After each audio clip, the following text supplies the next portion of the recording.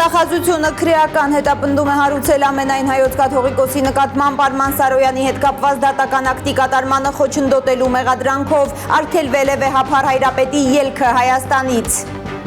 Եվ այս գործողությամբ, ինչպես նաև վեհափառ Հայրապետի ելքի արգելք տնելով, որպես խափանման միջոց, խոչընդոտում է եպիսկոպոսաց ժողովի անցկացումը։ Հակազդեցություն է լինելու եւ շատ կոշտ հակազդեցություն է լինելու։ Թող հանգիստ նստեն իրենց տեղները։ Թող հանգիստ նստեն իրենց տեղները։ Նիկոլ Փաշինյանն ու Նիկոլ Փաշինյանի բառապաշարը մեկին մեկ կրկնող մարդիկ ընտրություններից 4 ամիս առաջ անցել են Խաչաձև սպառնալիքների։ Ամենայն հայոց կաթողիկոսից մինչև սփյուռքահայ գործարարներ բոլորի համար մեղքերի բեռ կա։ Եպիսկոպոսատ ժողովի անվան տակ կաթողիկոսությունը Հայաստանից դուրս տանելու նոր մեղադրանքին հոգևորականները պատասխանում են Աստծո դատաստանի մասին հիշեցնելով։ Ինչ ուզեն կարող են անել, բայց վերևում պատասխան պետք է տամ։ Սահմանադրական այս դրույթը վնասակար եւ վտանգավոր եմ համարում։ 2018-ի վնասակար ու վտանգավոր դրույթը 2026-ին Փաշինյանի միակ ու սիրելի գործիքն է, որով նա պայքարում է օրեր առաջ կուսակցություն գրանցած, բայց արդեն ընդհուպ քաղաքացիական պայմանագրի վարկանիշին մոտեցած Սամվել Կարապետյանի թիմի դեմ։ Գոյություն չունեցող բանը ես անկեղծ ասած հակ չեմ համարում մեկնաբան։ Եվ Ալիևը հստակ ցույց է տալիս, որ Միացյալ Նահանգների փոխնախագահ Ջեյդի Վենսի խոսքը նշանակություն չունի իր համար։ Նա ըստ էության բացառում է, թե ներում կշտորհի Բաքվում դատապարտված հայերին։ These people committed serious crimes. Այս մարդիկ լուրջ հանցագործություններ են կատարել մարդկության դեմ։ Փետրվարի 14-ի գլխավոր նորությունները կհայտնի Հայլուրը, բարի երեկո սիրելի հայրենակիցներ, եւ այսպես պատմական ամոթալի գործողության մասին է ահազանգում Մայրաթորի փաստաբանը։ Դատախազությունը քրեական հետապնդում է հարուցել ամենայն հայոց կաթողիկոսի նկատմամբ արգելվել է վեհափառ Հայրապետի ելքը Հայաստանից Արման Սարոյանի հետ կապված դատական ակտի կատարմանը խոչընդոտելու մեղադրանքով։ Նույն գործով ավելի վաղ մեղադրանքեր առաջադրվել 6 բարձրաստիճան հոգևորականների, որոնց եւս արգելվել էր լքել երկիրը։ Կատարանը հունվարի 16-ին էր արգելել եկեղեցուն խոչընդոտել Մասյացոտ ընթեմի առաջնորդին իրականացնել իր պարտականությունները, մինչդեռ հենց հաջորդ օրը ամենայն հայոց կաթողիկոսը նրան կարգալույծ էր հռչակել։ Դրանից հետո հարկադիր կատարումն ապահովող ծառայության ներկայացրած հաղորդման հիմքով նոր քրեական վարույթ էր նախաձեռնվել։ Մայրաթորի փաստաբանը վստահ է, այս ամբողջ գործողության նպատակն է խոչընդոտել եպիսկոպոսատ ժողովը Ավստրիայում անցկացնելու կաթողիկոսի որոշմանը։ Նախորդին էր Փաշինյանը այդ նախաձեռնությունը անվանել կաթողիկոսությունը Հայաստանից դուրս տանելու փորձ։ Այսօր փետրվարի 14-ին պատմական մի գործողություն տեղի ունեցավ, որը կարելի ասել ամոթի գործողություն։ Այսօր Հայաստանի Հանրապետության դատախազությունը քրեական հետապնդում է հարուցել ամենայն հայոց կաթողիկոսի նկատմամբ։ Վեհափառ Հայրապետը մեղադրվում է ուրեմն դատական ակտի կատարմանը խոչընդոտելու մեղադրանքով, եթե հիշում եք, եպիսկոպոսներին նույնպես այդ մեղադրանքներ ներկայացվել։ Սա ուղիղ միջամտություն է եկեղեցու ներքին գործերին, ինչպես հիշում եք, երեկ վարչապետը հայտարարել էր, որ չի թույլ տալու, որ կաթողիկոսությունը Հայաստանից դուրս գա։ Ակնհայտ էր, որ այդ հայտարարությունից հետո հետևելու են այսպիսի գործողություններ։ Նիկոլ Փաշինյանը ու Նիկոլ Փաշինյանի բառապաշարը մեկին մեկ կրկնող մարդիկ ընտրություններից 4 ամիս առաջ անցել են Խաչաձև սպառնալիքների։ Ամենայն հայոց կաթողիկոսից մինչև սփյուռքահայ գործարարներ բոլորի համար մեղքերի բեռ կա։ Եպիսկոպոսատ ժողովի անվան տակ կաթողիկոսությունը Հայաստանից դուրս տանելու նոր մեղադրանքին հոգևորականները պատասխանում են Աստծո դատաստանի մասին հիշեցնելով։ Ալբերտ Սերոփյանի ռեպորտաժը։ Փուչ խոսքեր են։ Այսպես Սուր Մայրաթորից արձագանքում են Փաշինյանի այս հայտարարությանը։ Այս պատմությունը կաթողիկոսությունը Հայաստանից դուրս տանելն է եւ ես դա թույլ չեմ տալու։ Վերջին 9 ամիսներին եկեղեցու վերնախավին ու ամենայն հայոց կաթողիկոսին, ինչի համար ասես չմեղադրած Նիկոլ Փաշինյանը ուրբաթ հայտարարել էր, որ մի դավադիր ծրագրի մասին տեղեկություններ է ստացել։ Թե իբր եպիսկոպոսների ժողովը որոշվել է Ավստրիայում անել կաթողիկոսական գահը էջմիածնից տեղափոխելու նպատակով։ Գնալով ավելի ու ավելի է լրջանում այն տեղեկատվությունը, որ իրականում Հայաստանից դուրս եպիսկոպոսած ժողով հրավիրելու եւ այս process-ների խորքային նախաձեռնությունը Հայաստանյան Ծառայքելական Սուրբ Եկեղեցու կաթողիկոսությունը Հայաստանից դուրս հանելն է։ Մայրաթորի միաբանները հերքում են Փաշինյանին։ Սխալ ենթադրություն է։ Հավատացյալներին հանգստացնում են միացնի իջած վայրում կշարունակի գահակալել Գարեգին II-ը։ Անհիմն միտք է առհասարակ մտածել, որ կաթողիկոսությունը կարող է տեղափոխվել։ Փաշինյանը նաև կոշտ հակազդեցությամբ էր սպառնացել եպիսկոպոսական ժողովը Ավստրիայում անել պատրաստվող եկեղեցականներին։ Հակազդեցություն է լինելու եւ շատ կոշտ հակազդեցություն է լինելու։ Մայրաթորում համոզված են իրավական մահակի մասին է ակնարկում Փաշինյանը։ Այսօր սիրելիներս ամեն ինչ հնարավոր է, որովհետև տեսնում ենք, որ օրենք Հայաստանում չի գործում։ Մենք իրենցից ամեն ինչ սպասում ենք, արդեն իսկ հասկացել ենք, որ իրենք ամեն ինչի ընդունակ են, իրենց համար ոչ մի սահման կամ արգելք չկա։ Մայրաթորից չէին հերքել, որ եպիսկոպոսական ժողովը արտերկրում կազմակերպելու որոշումը կայացվել է, որ ազատազրկված 4 բարձրաստիճան հոգևորականների ճակատագիրը չսպառնա արտերկրում գործող հոգևորականներին։ Միայն թե ժողովից 2 շաբաթ առաջ հայտնի դարձավ, որ Հայաստանում գործող 6 եպիսկոպոսներ եւս մեղադրյալի կարգավիճակ ունեն ու չեն կարող բացակայել երկրից։ Այն ձևը ոճը, որոնք իրենք իրականացնում են իրենց պատկերացրած թեկուս արդարությունն ու կամ բարենորոգությունը, դրանք ամենանենգ ձևերն են, որ ակնհայտ է, որ ստեղ կա հալածանքի ու չարության մթնոլորտ։ Մայրաթորից այսօր կրկին հաստատել են երկուշաբթի կկայանա եպիսկոպոսական ժողովը։ Գևորգյան հոգևոր ճեմարանի ասպիրանտուրան ղեկավարող Դանիել եպիսկոպոսը, որ Ավստրիա մեկնողների թվում է, ժողովի օրակարգը չի գաղտնազերծում, աղոթքի կոչ է անում բոլորին։ Ինքը Աստված միցեվով, որ ես միգուցե չեմ հասկանում, խաղաղություն, հաստատություն, շնորհ է մեր ազգին, մեր ժողովրդին, մեր եկեղեցին, մեր պետության։ Դա է կարևոր ինձ համար, ամենեն կարևորն է։ Եվ 3 ժամ ադորամար աղոթեցի, դուք պետք է նույնպես աղոթեք։ Մայրաթորի միաբան Հայկազուն Սրբազանը, որին արգելված է երկրից բացակայելը, չգիտի ինչպես է մասնակցելու ժողովին։ Չգիտենք, ես չգիտեմ լավին։ Նրանից բացի նաև Մակար, Հովնան, Նաթան, Մուշեղ եւ Վահան Սրբազանները չեն կարողանա Ավստրիա մեկնել։ Անազատության մեջ են շարունակում մնալ Միքայել, Բագրատ, Արշակ եւ Մկրտիչ Սրբազանները։ Հոգևորականները վստահեցնում են, Գարեգին II-ը նույնպես պատրաստ է ցանկացած սցենարի։ Աստված վեհապարի կողքին է եւ վեհապարի խիզախ կեցվածքը մեզ բոլորիս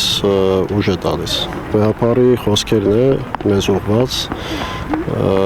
մեր հանդիպման ժամանակ ինքը պատրաստ է անգամ բանտում նահատակվել, բայց իրենց այս չարի օրակարգը ինքը պատրաստ չի ընդունել։ Կաթողիկոսին օրերս իրենց աջակցությունն էին հայտնել Սփյուռքի մի շարք ազդեցիկ հայեր, նրանց Փաշինյանը զգուշացրել էր, թե իբր այդպես պետության անվտանգությանը վնասող ծրագրի մաս են դառնում։ Ուզում եմ զգուշացնել նաև Սփյուռքի որոշ ներկայացուցիչների, որ այս դավադիր պլանում ներգրավելը արդեն լրջորեն խաթարում է Հայաստանի պետական անվտանգությունը։ Ալեն Սիմոնյանն էլ եկեղեցին հալածելու մասին ահազանգած սփյուռքահայերին Փաշինյանական բառապաշարով է դիմել այսօր։ Չենք թողնելու Հայաստանի Հանրապետություն նամեստնիկ բերեն կամ դրսից տղա բերեն։ Թող հանգիստ նստեն իրենց տեղները, Հակառակ պարագայում պետությունը Հայաստանի Հանրապետությունը։ Ուր կհասնի Փաշինյանի թիմի հակաեկեղեցական արշավը, Մայրաթորում գիտեն միայն աստվածային ճշմարտությունը։ Ինչ ուզեն կարող են անել, բայց վերևում պատասխան պետք է տան բոլորս, մենք նույնպես, դուք նույնպես, իրենք նույնպես։ Ալբերտ Սերոփյան, Առաքել Օհանյան, Արմեն Ապրեսյան, Հայլուր։ Հունիսի 8-ից հետո հաստատ չի լինելու ղեկավարում պատճառով ազգովի ամաչելու ենք։ Երկրորդ նախագահ Ռոբերտ Քոչարյանի գրասենյակի ղեկավար Բագրատ Միկոյանն է այսպես արձագանքել Փաշինյանի երեկվա հայտարարությանը, թե հունիսի 8-ից հետո Հայաստանում չեն լինելու քաղաքականությամբ զբաղվող նախկին նախագահներ։ Նիկոլ Փաշինյանն ու իր թիմը լծվել են ապացուցելու, որ Սամվել Կարապետյանը չի կարող լինել Հայաստանի վարչապետի թեկնածու։ Փաշինյանի խոսքով երկրորդ երկրի, այս դեպքում նաև երրորդ երկրի քաղաքացիություն ունեցողը չի կարող լինել ոչ պատգամավորի, ոչ վարչապետի թեկնածու։ Ուժեղ Հայաստան կուսակցությունում վստահ են, որ խորհրդարանական ընտրություններից հետո երբ կուսակցությունը մեծամասնություն ձևավորի, կկարողանան սահմանադրության համապատասխան հոդվածը փոխել, ինչը հնարավորություն կտա Կարապետյանին դառնալ վարչապետ։ Դեռ 2018-ին ազգային ժողովում կառավարության ծրագիրը ներկայացնելիս Փաշինյանն էր հայտարարել, որ Սահմանադրության 148-րդ հոդվածը վնասակար եւ վտանգավոր է, քանի որ խոչընդոտում է սփյուռքահայերի քաղաքական գործունեությանը իրենց հայրենիքում։ Ինչպես 2018-ի վնասակար ու վտանգավոր այդ դրույթը 2026-ին դարձավ Փաշինյանի միակ ու սիրելի գործիքը Սամվել Կարապետյանի դեմ պայքարում, կպատմի Լիլիթ Խալաթյանը։ Երկրորդ երկրի քաղաքացիություն, տվյալ դեպքում երրորդ նաև երկրի քաղաքացիություն ունեցող անձը չի կարող լինել ոչ падգամավորի, ոչ վարչապետի թեկնածու։ Սա Նիկոլ Փաշինյանն է հիմա 2026 թվականի խորհրդարանական ընտրություններից առաջ։ Սահմանադրության մեջ կան կետեր, որոնք պարտադիր կերպով կարծում եմ պետք է փոխել։ Ազգային ժողովի падգամավոր, այդ ինչ որտեղ հասկանալի է։ Եվ նախարարը կարող են լինել միայն այն մարդիկ, ովքեր վերջին 4 տարում եղել են միայն Հայաստանի Հանրապետության քաղաքացի, սա որոշակի սահմանափակումներ է դնում սփյուռքի ներուժը Հայաստանի կառավարման համակարգում ներգրավելու համար։ Գոյություն ունի մի տարօրինակ խոչընդոտ, դա Սահմանադրության 148-րդ հոդվածի դրույթն է։ Սահմանադրական այս դրույթը վնասակար եւ վտանգավոր եմ համարում եւ առաջիկայում պետք է քննարկումներ սկսել Սփյուռքի ներուժը Հայաստանի կառավարման գործում ներգրավելու այս էական խոչընդոտը վերացնելու մասին։ Սա Փաշինյանն է 2018-19 թվականներին։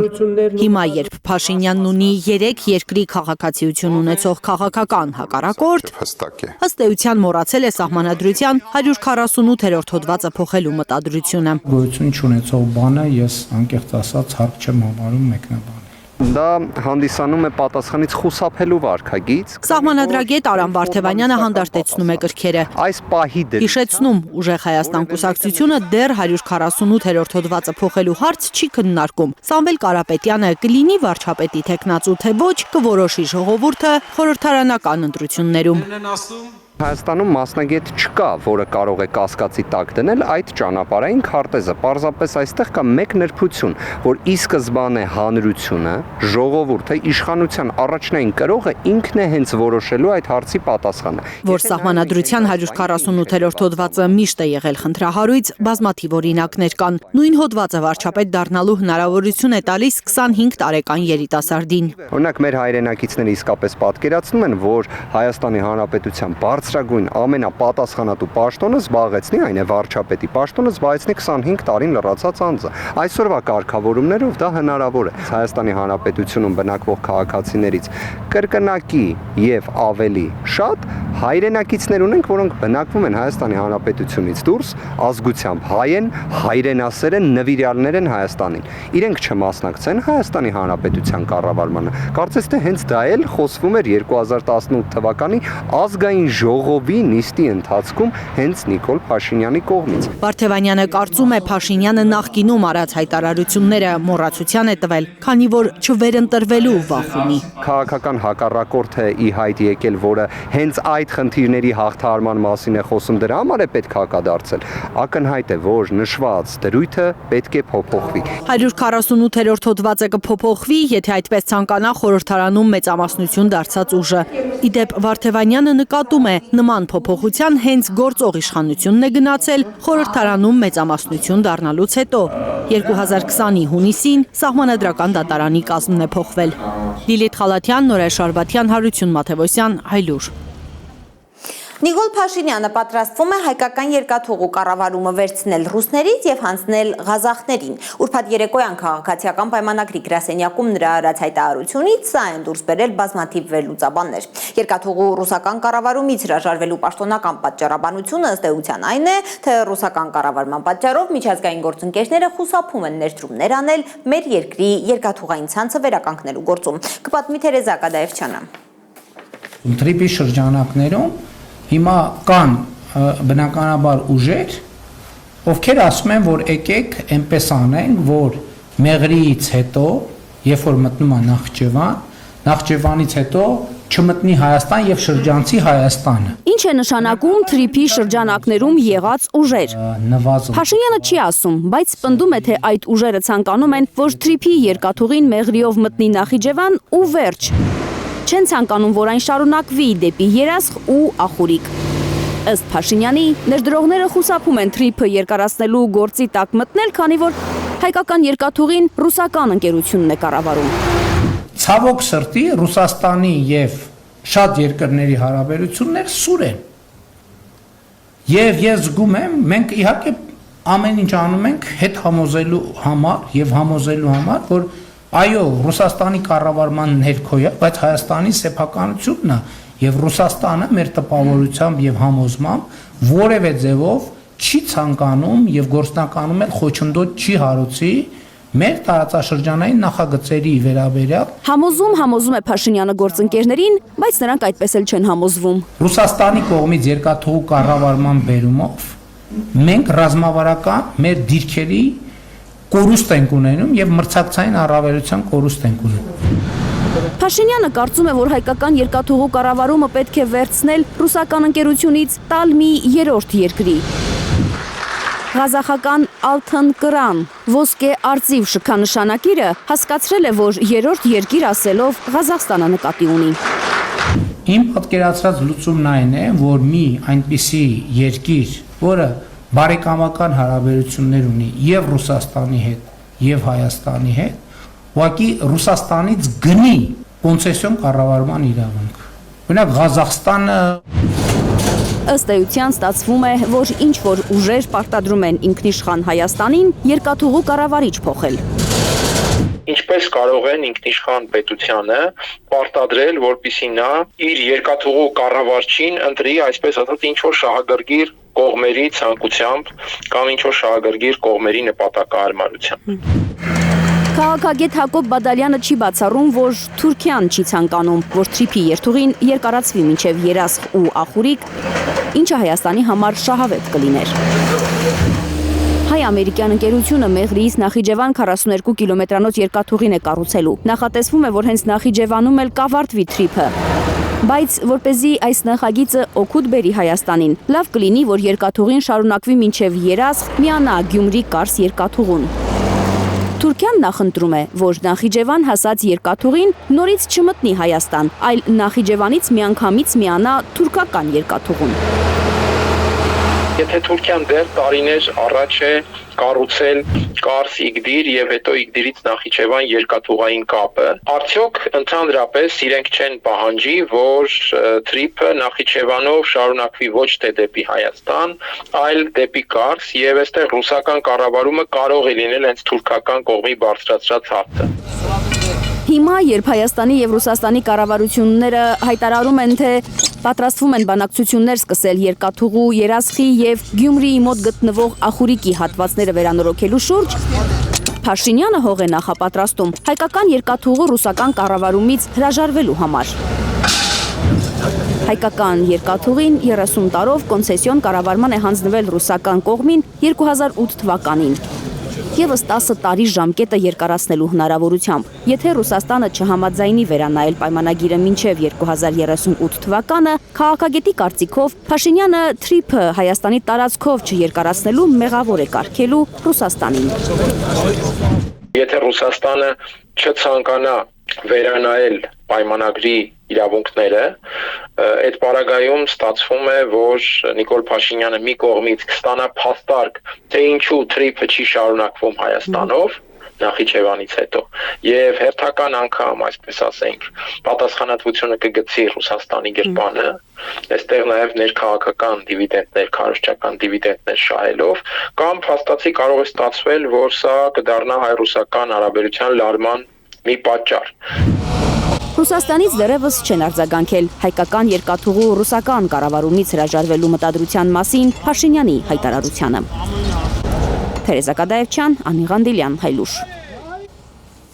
Հայաստանի աղքը հանդիպել է Հայաստանի եւ Ադրբեջանի քաղաքացիական հասարակության ներկայացուցիչներին, ողջունել ադրբեջանցիների այցը Հայաստան։ Արմեն Գրիգորյանի պաշտոնական էջում են հրապարակվել այս լուսանկարները։ Նրա կարծիքով հայ-ադրբեջանական շփումները ամրապնդում են փոխվստահությունն ու զարգացնում բարեդրացիական հարաբերությունները։ Ինչպես հայտնել ենք, նախորդին են մի խումբ ադրբեջանցիներ եկել Հայաստան մասնակցելու խաղաղության կամուրջ անունով նախաձեռնության կազմակերպած հայ-ադրբեջանական կլոր սեղանին։ Ադրբեջանի քաղաքացիական հասարակության 19 ներկայացուցիչ է եկել մեր երկիր ցամաքային սահմանի, սահմանազատված ու սահմանագծված մասով։ Armenpress-ի այս տեսանյութում երևում է ինչպես են հայ սահմանապահները ստուգել ադրբեջանցիների անձնագրերը շրջիկ անցակետում։ Armenpress-ը սա երկու երկրների միջև վստահության ամրապնդման ուղղությամբ կարևոր գործնական քայլ է անվանել։ Խաղաղության կամուրջ անունով նախաձեռնությունը հայտնել է, որ ադրբեջանցիների հետ քննարկելու են 2025 թվականի օգոստոսի 8-ին Վաշինգտոնյան գագաթնաժողովում հաստատված խաղաղության օրակարգից բխող գործընթացները։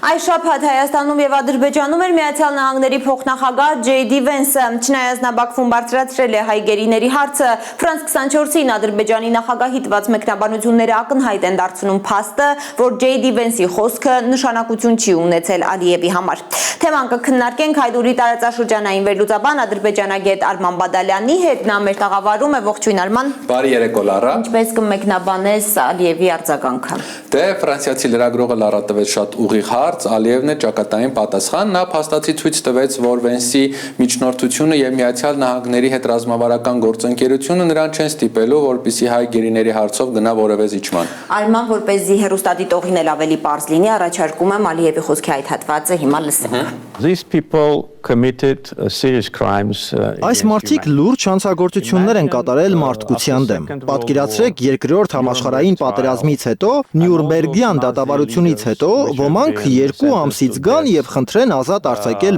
բոլոր այն նացիստ առաջնորդներին, որոնք դատապարտվել են մահվան։ Փաստորեն Բաքվում դատապարտված հայերին համեմատել են թուփ նացիստների հետ։ Այո Լարա, ռետորական հարցից թե կարող եք պատկերացնել, որ Նյուրնբերգյան դատավարությունից 2 ամիս անց մեկը գար ու ներում խնդրել նացիստների համար, կարելի է եզրակացնել, որ Ալիևը այս պահին քիչ հավանական է համարում համաներումը։ Միևնույն ժամանակ նա շրջանցել է լրագրողի այն հարցը, թե արդյոք ինքը պատրաստ է երկարատև տարածաշրջանային խաղաղության համար շրջել էջը եւ համաներում շնորհել հայ գերիներին եւ ասել է, որ իր դիրքորոշումը այս հարցում շարունակում է մնալ անփոփոխ։ Արման, հարցազրույցի ընթացքում Ալիևը խոսել է նաև Արցախահայերի հնարավոր վերադարձի իրավունքի մասին, օգտագործել է փոխադարձության սկզբունք ձևակերպում եւ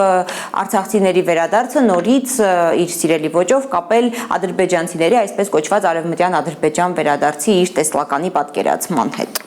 Այո Լարա, ընդ որում մի դիտարկում էլ անեմ, որ որոշ գնահատականներով Բաքուն խաղաղության հաստատումից հետո պատրաստում է Հայաստանի ներքին օկուպացիայի ժողովրդագրական ճնշման միջոցով, այսինքն Հայաստան ադրբեջանցիների գալը որոշ ժամանակ հետո ստեղծելու է մի իրավիճակ, որ մենք ունենալու ենք Հայաստանի տարբեր հատվածներում ադրբեջանական համայնքներ, սա էլ հնարավորություն է տալու Բաքվին, որ ցանկացած պահի փորձի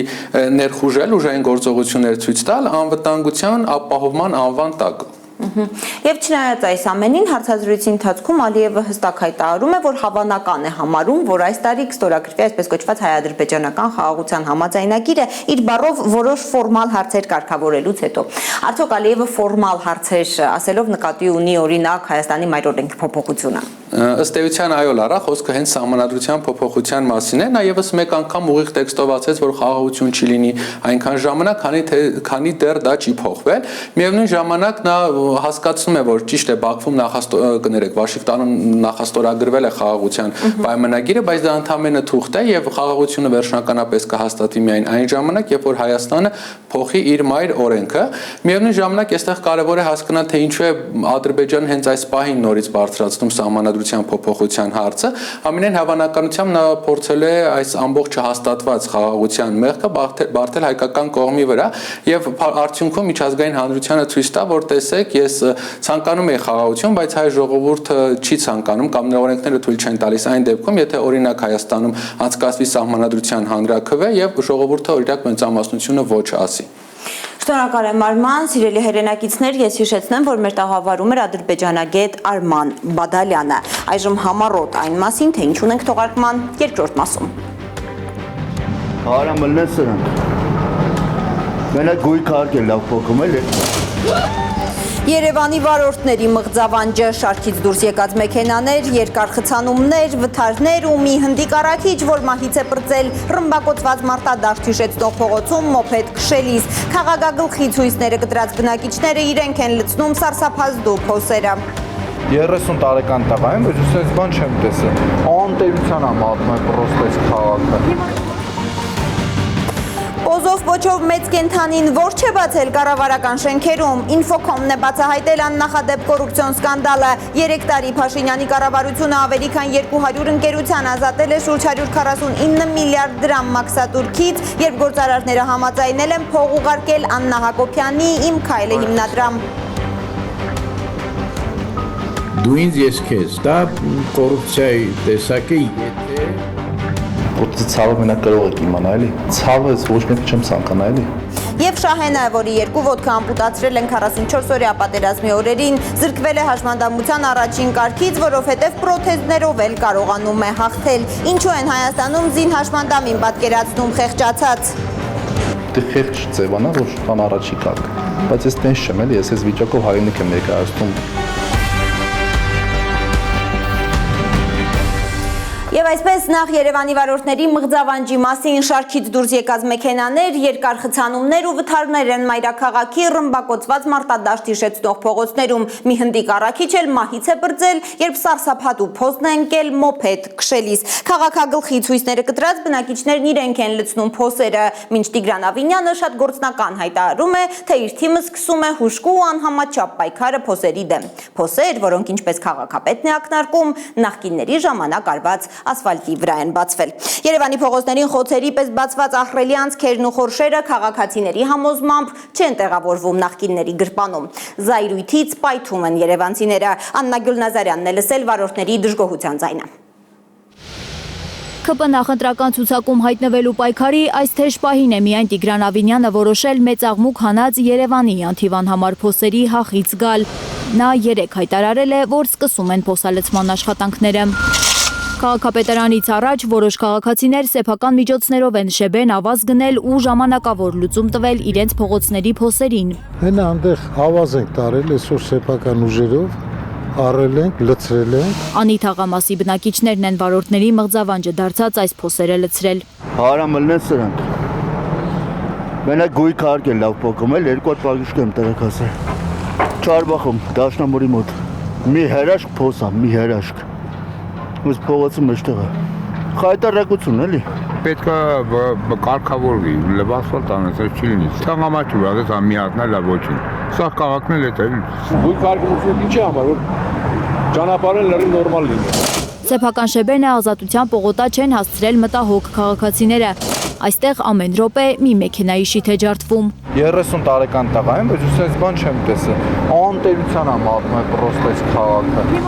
Մեքենայի դեմը շիթը ջարդվավ, տակից լրիվ փշրվա։ Շարքից դուրս եկած Նիսանի վարորդը օրվա ընթացքում մայրաքաղաքի շատ թաղամասերում է լինում, ասում է չկա փողոց, որ այս օրին չլինի։ Հարց ունի քաղաքագլխին, ով է փոխհատուցելու իր վնասը։ 9 հատ ավտո ջարդվավ, 5 րոպեում 9 հատ ավտոյի շիթ ջարդվավ։ Մեքենա կա $38,000 է, իր դեմի շիթը $2,500 է, ով ասենք այդ ծախսը տակ։ Հսկա փոսերը նաև երկար խցանումների ու վթարների պատճառ են դառնում։ Վարորդներն ասում են, փոսերից խուսափելու համար ստիպված են կտրուկ մանևրել, ինչի հետևանքով բախումներ են լինում։ Մեքենայի այս կտորները 2 օր առաջ տեղի ունեցած վթարի հետևանքներն են։ Իմ մեքենայը գալիս է աչով, ասենք կարող է փոսը տեսնի փախցնի, երկրորդ շարքով կամ երրորդ շարքով գնացող մեքենային հարվածի։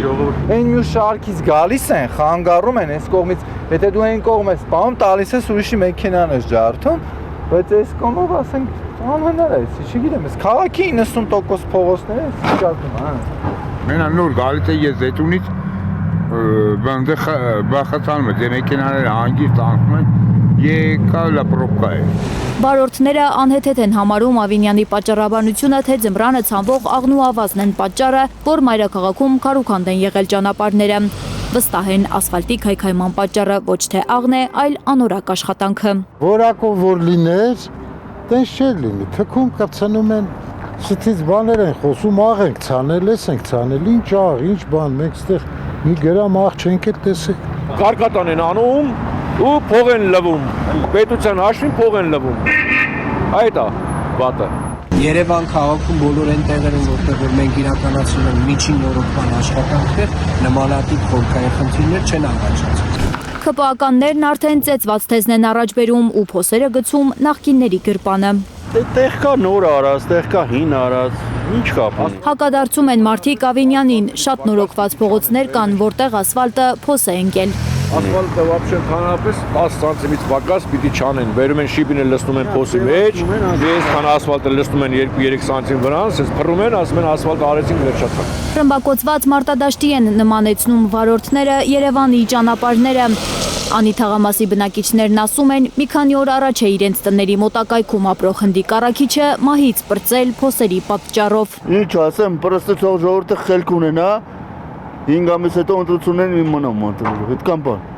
Եվ այն արդարացումը Ազգային ժողովի падգամավոր Գառնիկ Դանելյանի խոսքով օրորի ավելացող ու խորացող փոսերը միայն Երևանում չէ, որ կատվածահար են արել երթևեկությունը, միջպետական ճանապարհների վիճակն էլ լավ չէ։ Չնայած ՏԿ նախարարը պնդում է, որ 2025-ին ճանապարհային ցանցի էական բարեփոխումներ են արվել։ աշխարհում որևէ մի երկրում նման բան չկա, ասենք այդ աբսուրդը ում եք ուզում հիմարի տեղ դնել։ Ում եք ուզում խաբեք մոլորության մեջ գցել։ Մենք գիտենք այդ ասֆալտը ոնց է արվում, ինչ մեթոդներով անում, ինչ ձևերով արվում, միլիարդավոր դոլարներ մսխվել են ասֆալտապատման ծրագրի շրջանակներում եւ պարզվեց, որ չէ, ասֆալտը ասֆալտ չի։ Падգամավորը պնդում է, քրեական գործ պետք է հարուցվի անփութության մեղավորներին հայտնաբերելու համար, քանի որ եթե պահվեին բոլոր նորմերը եւ որակով ասֆալտ արվեր, ճանապարհները այս վիճակում հաստատ չէին լինի։ Աննա Գյուրնազարյան, Միլենա Պողոսյան, Հարություն Մաթևոսյան, Հայլուրի համար։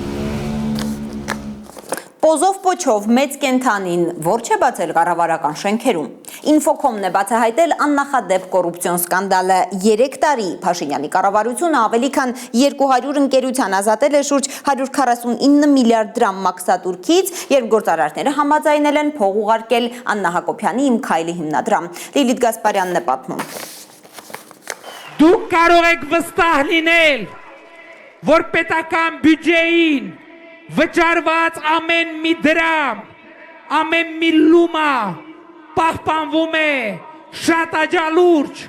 եւ ծախսվելու է ըստ նպատակի։ 7 տարի առաջ Փաշինյանի այս հայտարարությունը ծափերով ողջունած քաղաքացիները ինչ իմանային, որ պետական բյուջեին վճարված ամեն մի դրամ, ամեն մի լումա, որ ամեն լումա չի պետական բյուջե մտնելու։ Կանության վերաբաշխում։ Ինֆոկոմն է պարզել, որ 2023-ից 25 թվականների ընթացքում 3 տարի Փաշինյանի կառավարությունը ավելի քան 200 ընկերությունների շնորհել է մաքսային արտոնություններ, նրանց ազատելով ավելի քան 149 միլիարդ դրամ մաքսատուրքից։ 1 տրիլիոն 645 միլիարդ դրամի ներմուծված հումքի եւ սարքավորումների համար։ Ըստ լրատվամիջոցի վերջին 3 տարում Փաշինյանը պետբյուջեի հաշվին մաքսային ճոխ արտոնություններն ամենաշատը շռայլել է գործարար Սամվել Ալեքսանյանի, Կարեն եւ Միքայել Վարդանյան եղբայրների բիզնեսներին։ Սամվել Ալեքսանյանը 25.5 միլիարդ դրամ, Կարեն եւ Միքայել Վարդանյանները ավելի քան 27 միլիարդ դրամ չեն վճարել պետբյուջե Փաշինյանի արտոնությամբ։ Ինչ է սա, եթե ոչ կոռուպցիա։ Եթե գտնվում է կապը, որ այդ ընկերությունները նվիրատվություն անելուց հետո կամ դրանից առաջ ստացել են այդ արտոնությունները, բնականաբար այո, սա կարելի է անվանել քաղաքական կոռուպցիա։ Ինչ վերաբերում է Փաշինյանը հո գործարարների սիրուն աչքերի համար չէ միլիարդների արտոնություններ շնորհել նրանց։ Ինֆոկոմը պարզել է, որ այդ խոշոր բիզնեսների փողերը, որոնք որպես հարկ պետք է մտնեին պետբյուջե, մտել են իշխող քաղաքացիական պայմանագիր կուսակցություն Աննա Հակոբյանի «Իմ քայլը» հիմնադրամ։ 12 միլիոն 150 հազար 420 Հայաստանի Հանրապետության դրամ 2023-ից 2024 թվականներին այսքան գումար են կառավարությունից մաքսային արտոնություն ստացածները նվիրատվություն կատարել քաղաքացիական պայմանագիր կուսակցությանը։ Այս թիվը կարող է ավելի մեծ լինել, քանի որ նվիրատուների վերաբերյալ բավարար տվյալների բացակայության պատճառով ոչ բոլորին է հնարավոր նույնականացնել։ 95 միլիոն Հայաստանի Հանրապետության դրամ 2023-25 թվականներին այսքան գումար են կառավարությունից մաքսային արտոնություն ստացած գործարարների ընկերությունները նվիրաբերել Աննա Հակոբյանի ղեկավարած «Իմ քայլը» բարեգործական հիմնադրամին։ Սրանք միայն այն նվիրատուների նվիրատվություններն են, որոնք մենք կարողացել ենք նույնականացնել, ցանկում կան նաև անանուն նվիրատուներ։ Դու ինձ ես քեզ հայերեն թարգմանվում է, այսինքն դա կոռուպցիայի տեսակ է, եթե ապացուցվում է, որ դրա ուրեմն դրդապատճառը ինչ որ արտոնություններ ստանալն է եղել։ Ըստ Ինֆոկոմի վերջին 3 տարում քաղաքացիական պայմանագրի խոշոր նվիրատուներից է Ջերմուկ գրուպի տնօրենը։ ԿՊ-ի կուսակցության դրամահավաք երեկոյի ժամանակ կուսակցությանը 2 միլիոն 500 հազար դրամ կուսակցությանը նվիրաբերելուց մի քանի շաբաթ անց Ջերմուկ գրուպը ըստ լրատվամիջոցի ազատվել է ավելի քան 102 միլիոն դրամ մաքսատուրքից։ Ընկերության սեփականատերը Վահագն Արսենյանն է, որը 2025-ի հոկտեմբերին նշանակվել է Վայոց ձորի մարզպետ։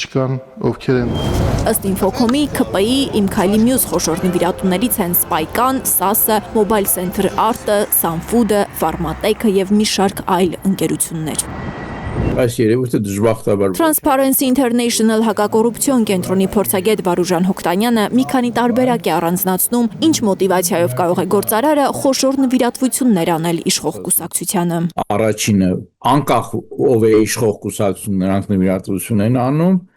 երկրորդը նրանք փոխկապակցված են տարբեր բարեկամական, քավոր, սանիկական եւ այլ կապերով իշխող կուսակցության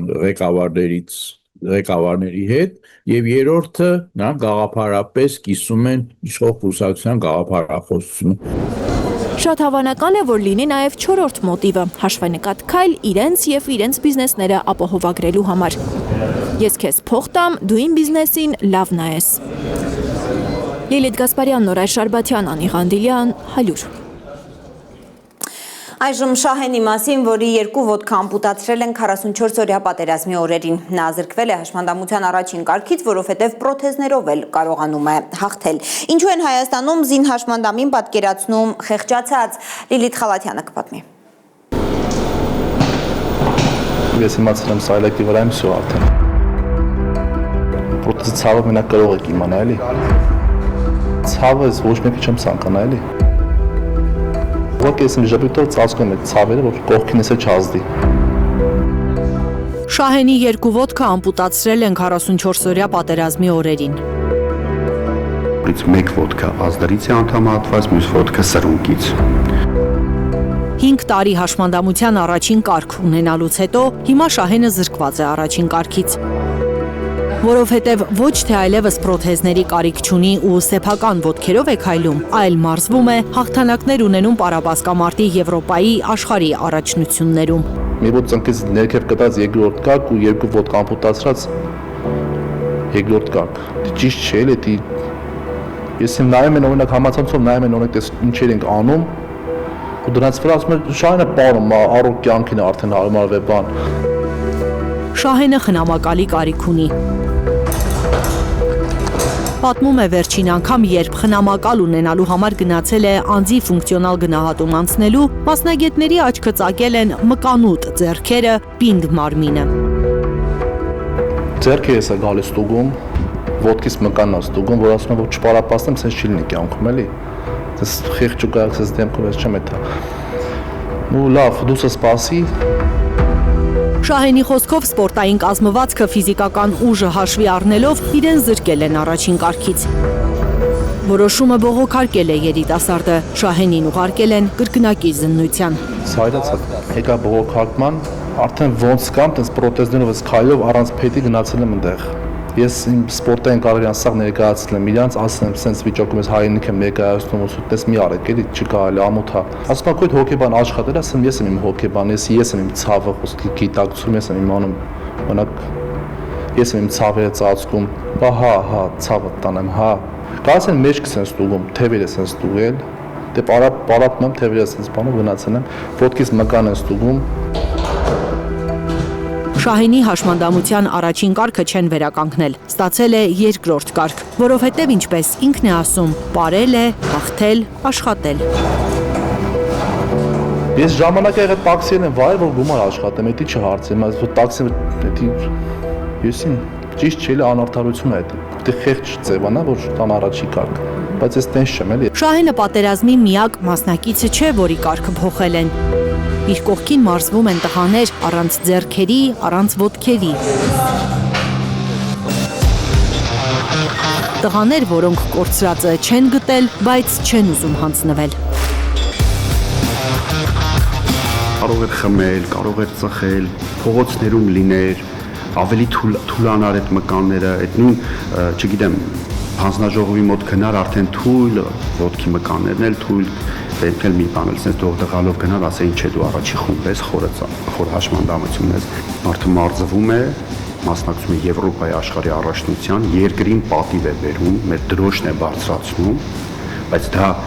իր աշխատանքի շնորհիվ է։ Սարգիսն է Շահենին ոտքի կանգնեցրել, իր օրինակով ցույց տվել, որ առանց ոտքերի էլ հնարավոր է առաջ գնալ, երբեմն ավելի արագ ու ավելի հեռու։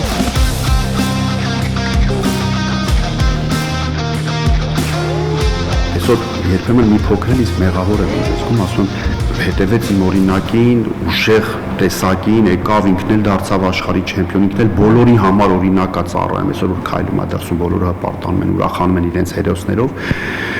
բայց այսօր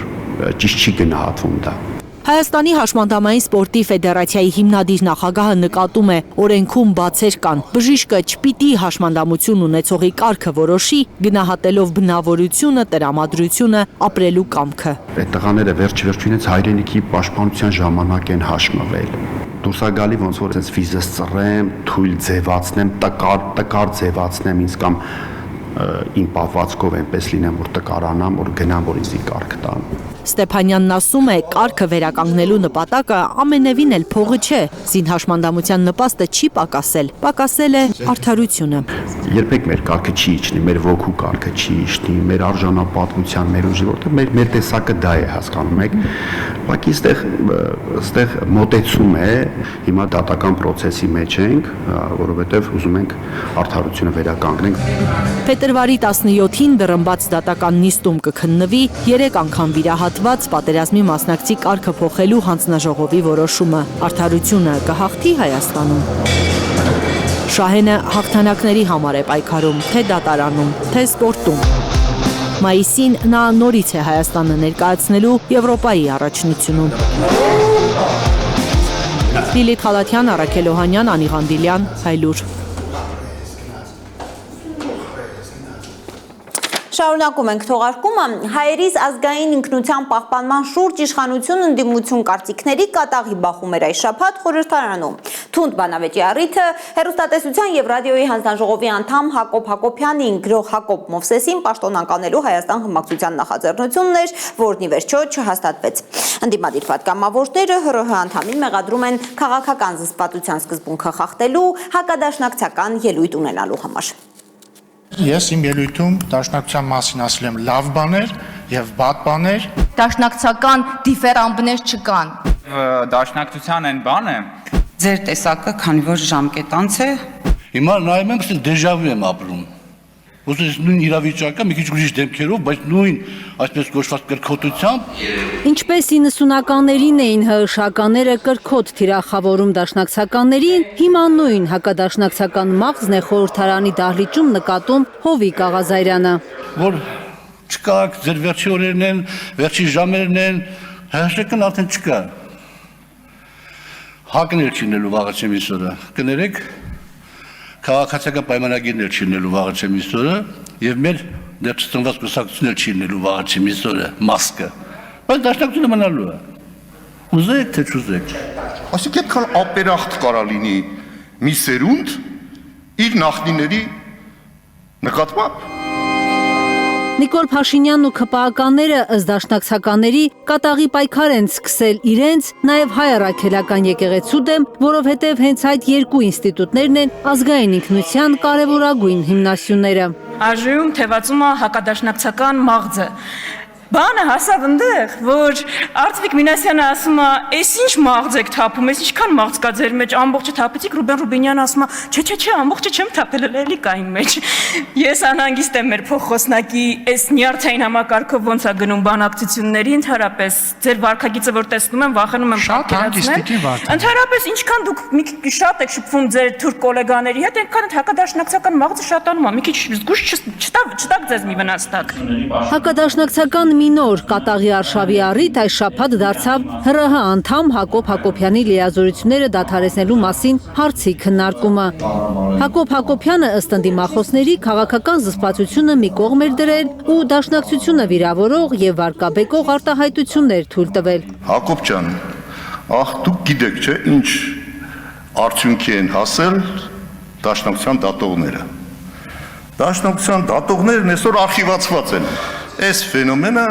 դուր չի գալիս առաջի հերթին թուրք-ադրբեջանական տանդեմին։ Նրանք այնքան են պայքարել մեր դեմ, որ դուք չեք էլ հասնի դրան վազելով։ Դաշնակցության բյուրոյի անդամ Արմեն Ռուստամյանն ակնարկում է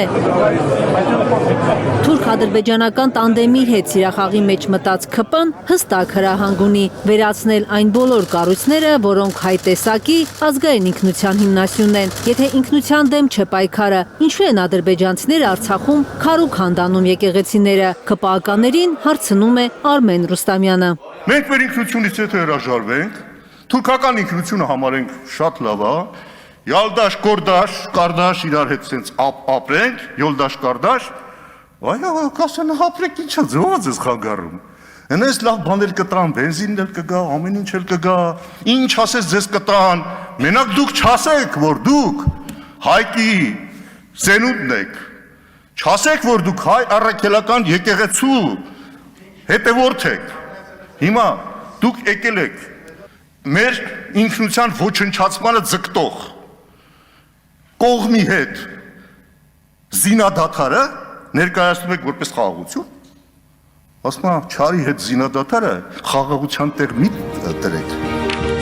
Իրական եւ տևական խաղաղություն հնարավոր է միայն մեկ դեպքում, երբ կողմերի իրավունքները կհարգվեն բանակցություններում, ասում է Արմեն Ռուստամյանը։ Կա հաղթող ու պարտվող, ինչ ասում անում ենք։ Եվ չկա որևէ տեղ, որտեղ ես տեսնամ մեր ինքնությունը պահպանող որևէ նախադրյալա դրված այդ զինադադարի ու խաղաղության մեջ։ Էսա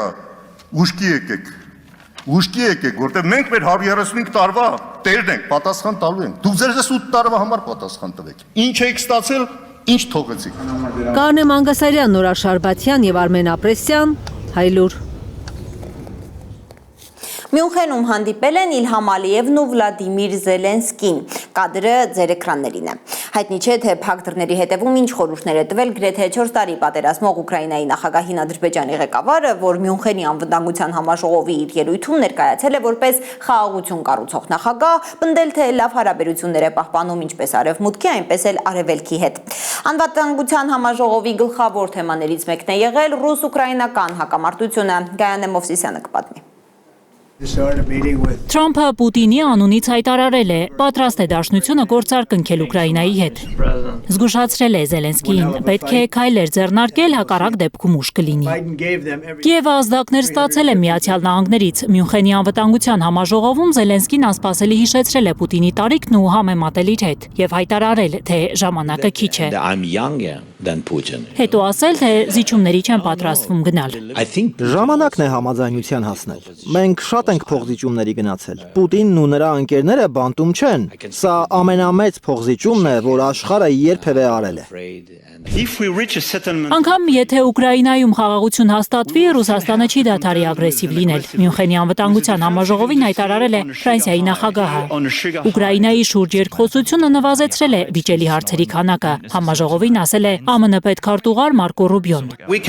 Լավ լուրն այն է, որ լուծման կարիք ունեցող վիճելի հարցերի քանակը նվազել է։ Վատ լուրն այն է, որ ամենադժվար հարցերն են մնացել։ Ռուբիոն խոստացել է, որ կշարունակեն փորձել։